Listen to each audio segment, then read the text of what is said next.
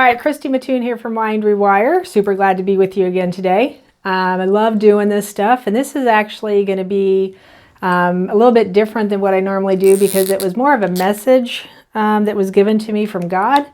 Kind of came through a bit of a dream and some understanding that I already had, and so just trying to put things together and make a little bit more sense of it in my own head probably. So if it works for you, use it. I always think that sometimes people get messages and understandings and then they try and share it thinking it's for the world, but it's really not. It's just for them. But I've told this to enough people and they're like, oh, okay, because it does help you understand our bodies and our bodies as a processor and then the spiritual nature and how that can interact together. And so I figure enough people have said, oh, it made sense that I thought I'd go ahead and share it because it does have some spiritual implications to it. It might not be for everybody, but it might help you out anyway. So what we're talking about basically is the physical function of the body and then how those physical foundations aid in spirituality and how they can perpetuate you forward. So basically we're talking about the major basic processors of the body, if you will. So we're talking about your brain, your heart, and your gut. And so just so you know where I'm coming from on these, your brain basically is your thoughts, right? Obviously, there's some emotional component in there. So we've got some emotional stuff. It's a processor, so it processes information for you. And it's also storage. It's where you create neuroplasticity, so you've got all that storage going on up there. Your heart is the next one down the chain and literally inside your body. So your heart basically is feeling, it's knowledge or wisdom.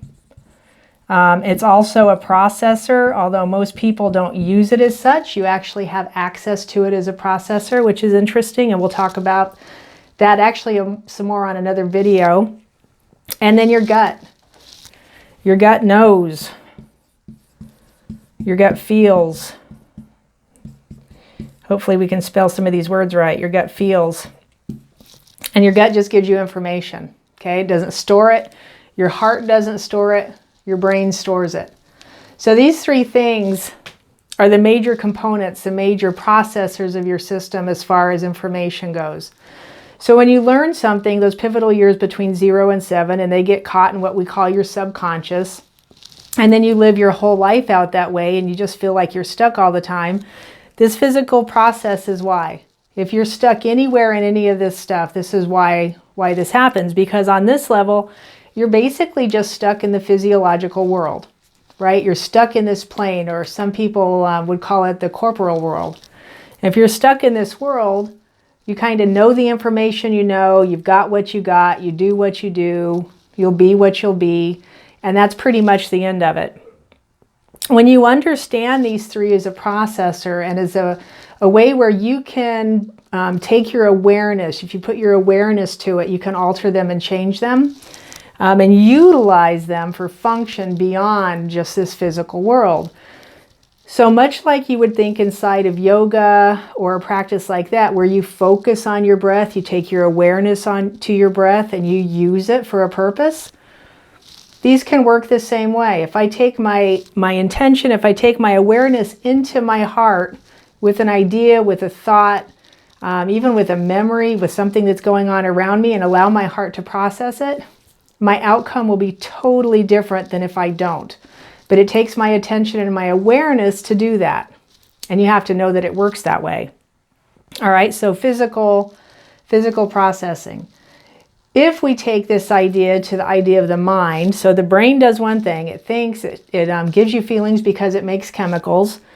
It processes, it's storage. But if we take that idea and go a little notch above it to the mind, so your mind would be a whole different process.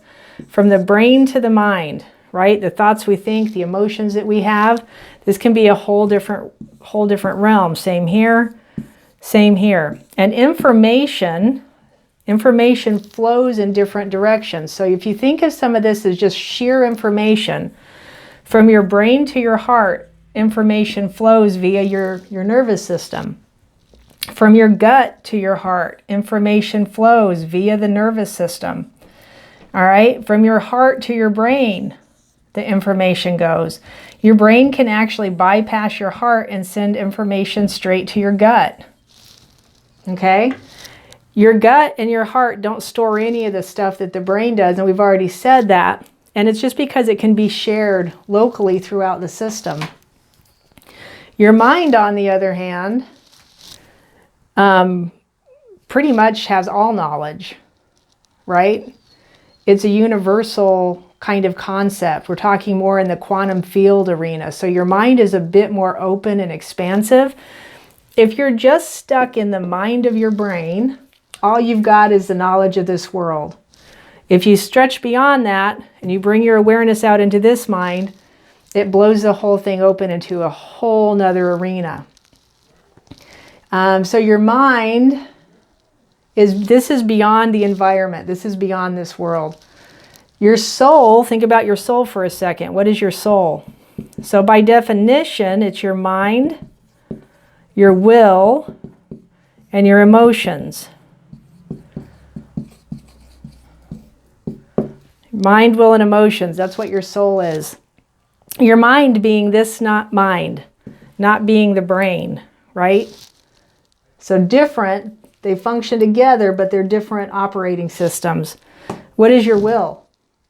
Your will is your ability to choose, right? We all have a will. We all have the ability to make our own choices, to do our own things.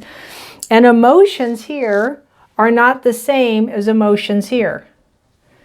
These emotions are more on a spiritual level. They have more of a spiritual implication, right? So if we step beyond the feeling and knowing that come from the brain and we process stuff in the heart, the emotion that comes out will be different. I know a lot of people, and I talk to a lot of people who don't understand joy. They've never felt bliss. I was in that spot for a very long time, and bliss to me is still kind of an interesting concept. I just don't quite get it. It's a product of the soul. It's a different emotional awareness, and it's more of a spiritual emotional awareness. All right, and some people would ask me, well, where did you get this information? My angel brought it to me. God literally just was like, here, understand it like this. And it helped me make more sense. So that's where I got this information. So now we're sending information. So your mind, because it is part of the soul, sends information to the soul. Now on the other side of that, let's go back to red, you have your spirit. Spirit. Information flows this way, from the mind to the spirit, and then of course to God. And whatever your concept of that is, whether it's a universal concept of oneness, or whether there is a God on a throne in heaven, that seems to be the direction that the information flows. All right? So we've got our mind, information goes into your soul, it goes out to the processors of the physical body. Your mind sends information up to your spirit. And your spirit, of course, can send information back down. And clearly, God can just send information wherever he wants, right? If there's an accumulation of information and you're supposed to have it, God can just point and shoot, right? You get your information. It's kind of how this came to me. So I hope that makes sense. I hope it doesn't confuse you even more. The reason why it helped me was it helped me with activation of some of my internal senses and some of the internal processes of my body. Because if my brain's not functioning right, and I don't know that I can use my heart, and this is what happens a lot of times. In this world, we eat poison, there's chemicals all around us, we get poisonous information off the news stations, the TV shows us all kinds of stuff that our physical body and our soul just doesn't need to see or hear. And your brain just kind of goes offline with some of it, right? We don't know how to process it. We're not processing it. We're not doing anything with it. And then we feel like our heart is just totally cut off from all of it. So many people I've worked with say, I just like cut off from my heart. I can't feel it. I don't know anything from it. There's no emotion. I don't know happiness, joy, or bliss. There's no emotion there. It's because you're not using it properly. right? And we've let everything backlog in our brain to the point that our heart can't do anything. Our guts are expanding at such a massive rate that they're offline. So once you get some of this physically healthy, and it doesn't have to work in this order, but you get some of it physically healthy, all of a sudden your heart starts to open back up, and we process the junk that's inside your brain and get rid of it. And I'm talking about the stuff from your past. Holding on to that information does not help you. It will not perpetuate you into the future. And by releasing your subconscious storage, getting rid of all that junk out of there, you don't lose your knowledge or your wisdom.